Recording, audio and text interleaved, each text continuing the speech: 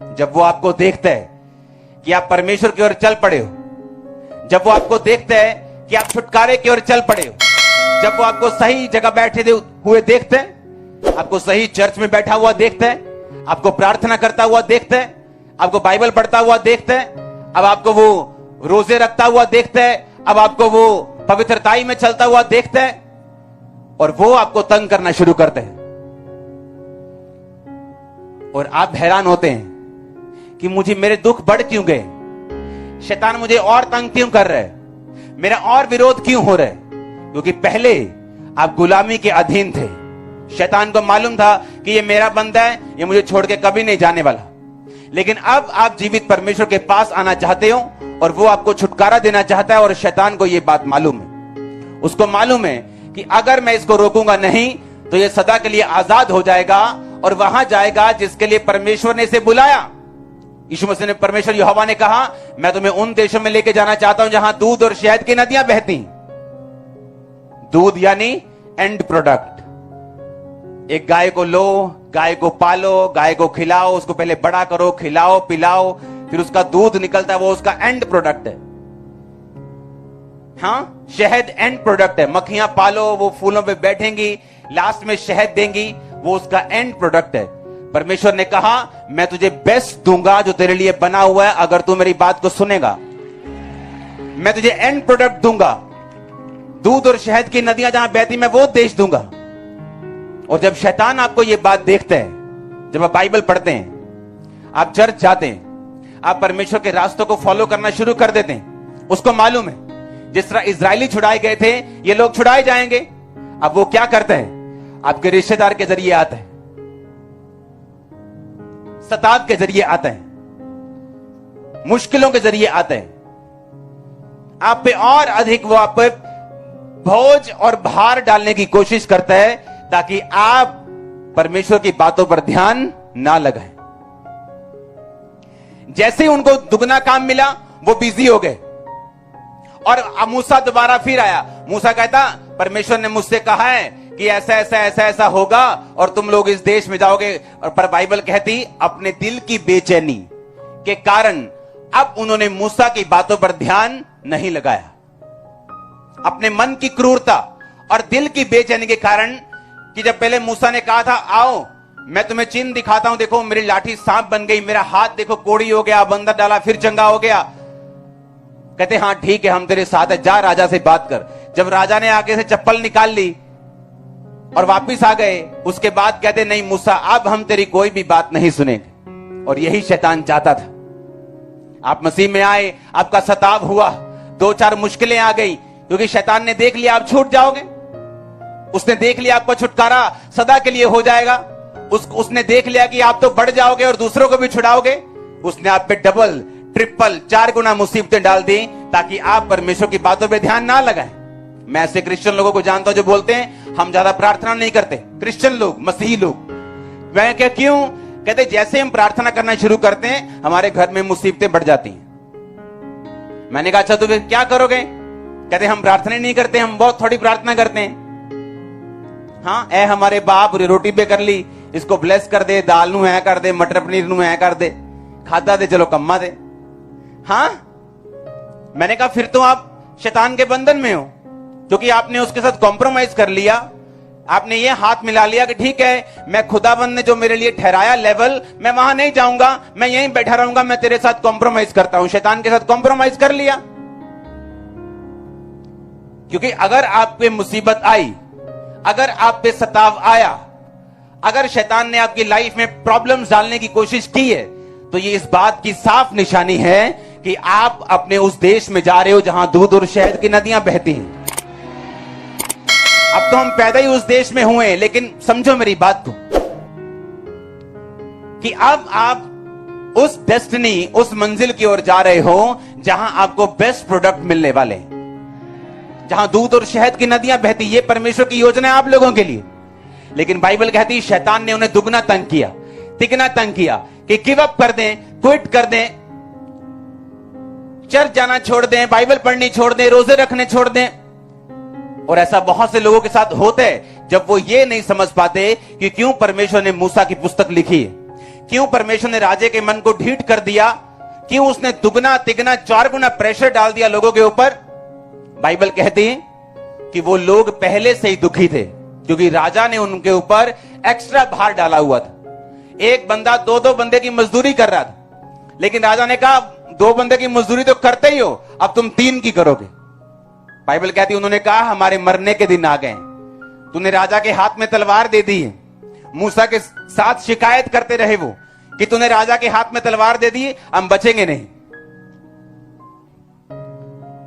जब शैतान आपको देखता है ना कि आपने चर्च जाना शुरू कर दिया, आप ऐसी ऐसी ऐसी मुसीबतों और सताव में फंसते हैं जिसमें आपका कोई कसूर नहीं होता।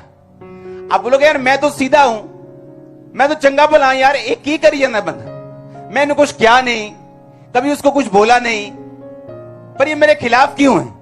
वो आपके खिलाफ नहीं, वो देख चुका है कि खुदा का अनुग्रह आपके सिर के ऊपर आ चुके।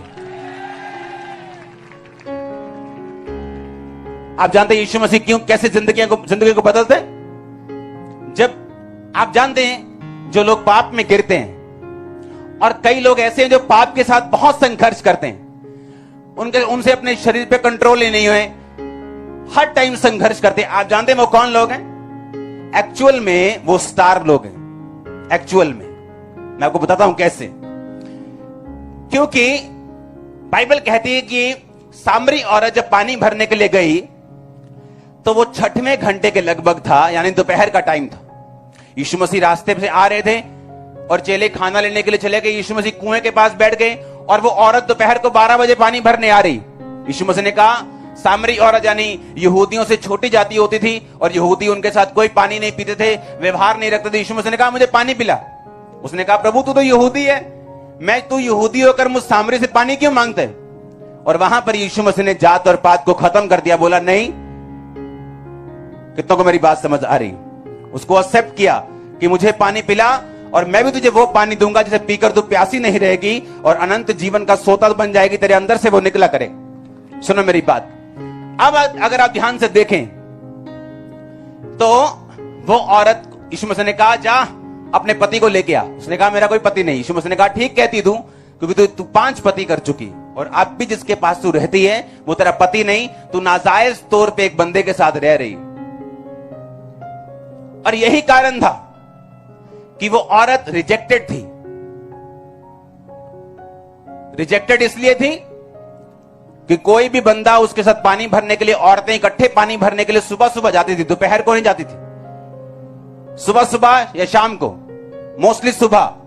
लेकिन ये दोपहर को इसलिए गई क्योंकि ये रिजेक्टेड थी। रिजेक्टेड क्यों थी? क्योंकि इसको पाप करने की आदत थी। इसकी मैरिज फेल नहीं हुई थी कि ठीक है एक मैरिज फेल हो गई, दूसरी कर ली, चलो कोई बात नहीं, दूसरी फेल हो गई, तीसरी फेल हो गई।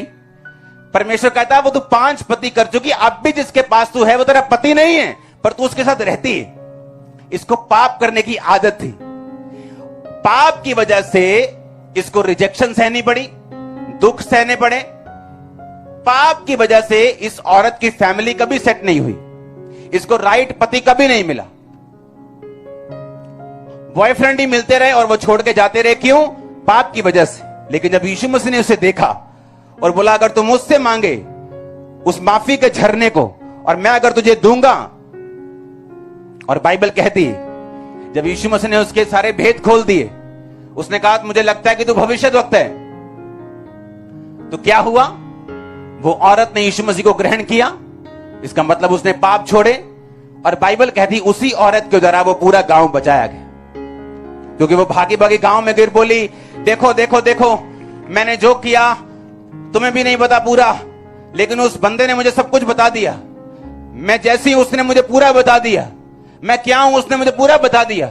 आओ देखो वही भविष्यद्वक्ता है, इसके बारे में हम इंतजार कर रहे हैं। और बाइबल कहती गांव वाले आए और यीशु मसीह को मना के ले गए और 2 दिन यीशु मसीह उनके साथ रहे और उन गांव वालों ने देख लिया कि ये परमेश्वर है और उसको ग्रहण किया। अब क्यों शैतान ने उसको तंग किया, उस औरत को? क्यों हमेशा उसे पाप में डालता रहा? क्यों उसकी हमेशा खिंचाई करता रहा? क्योंकि शैतान को पूरा तो नहीं पता, पर उसको कुछ कुछ पता होता है कि ये व्यक्ति खास है और खुदाबंद का चुना हुआ है और कुछ काम करेगा। आप मेरी बात समझ रहे कि नहीं? और उसी टाइम से वो पीछे लग जाता आपके कि इसको गिराओ व्यभिचार में, क्योंकि व्यभिचार में गिरेगा तो खुदा से दूर रहेगा, व्यभिचार में गिरेगा तो परमेश्वर की योजना पूरी नहीं हो पाएगी, रिजेक्टेड रहेगा। अगर व्यभिचार में रहेगा तो बेइज्जती में रहेगा, इज्जत नहीं मिलेगी, क्योंकि बाइबल कहती है इज्जत खुदाबंद बढ़ाता है आपकी। उसे मालूम है, क्योंकि वो रोशनी देख सकता है, लेकिन कंप्लीट आपकी लाइफ में क्या होगा ये तो परमेश्वर जानते हैं। हालेलुया। पर शैतान को रोशनी दिखती है, उसको मालूम है कि कुछ है इस व्यक्ति में खास, अगर मैं इसको नहीं मारूंगा, उसका पीछा नहीं करूंगा, इसको नहीं गिराऊंगा, तो ये वही काम कर पाएगा जो उस औरत ने किया। हालेलुया। और आप देखते हैं ज्यादातर जो आत्मिक स्टार्स हैं, जो आत्मा में स्टार लोग हैं, वो पाप में गिर जाते हैं, और जो लोग नहीं गिरते वो आगे बढ़ जाते हैं। और गिरने के बाद जब बेइज्जती आती, जब मुसीबतें आती, जब मुश्किलें आती, उनको मालूम होता है कि यह शैतान की योजना थी, इसलिए उसने मुझे गिराया। क्योंकि शैतान उन लोगों को गिराने का ज्यादा इच्छुक है जिनकी लाइफ में परमेश्वर की कोई योजना है। हालेलुया। आपको कभी हैरानी नहीं होती क्यों हर टाइम वो आपको बोलता है चल सिगरेट पिए, चलो चलो सूटा, ओ सिगरेट पी रहा, ओ तेरी तो देख लिया, दिल कर रहा है। कितने मेरी बात को समझ रहे हैं? क्यों ऐसा क्यों?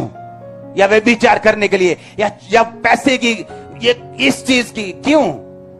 उसे मालूम है, वो रोशनी देख चुका है, उसे मालूम है आप कौन है, उसे मालूम है आपकी लाइफ से क्या होगा। इसीलिए बाइबल कहती है जब राजा ने देखा इस्राएलियों को तो वो डर गया। कहता ये इतने ज्यादा हो गए? कहते हाँ। कहता इनको दबाओ, ज्यादा मजदूरी करो। ज्यादा मजदूरी की उन्होंने दुहाई दी। परमेश्वर ने मूसा को भेज दिया। मूसा कहता है छोड़ दे इनको। कहते अच्छा छोड़ दो, अच्छा तिगनी कर दो मजदूरी। शैतान जैसे उनके ऊपर लाइट को देखता है, उनको दबाने की कोशिश करते हैं। लेकिन बाइबल कहती जैसे जैसे शैतान इस्राएलियों को दबाता गया वो और बढ़ते गए।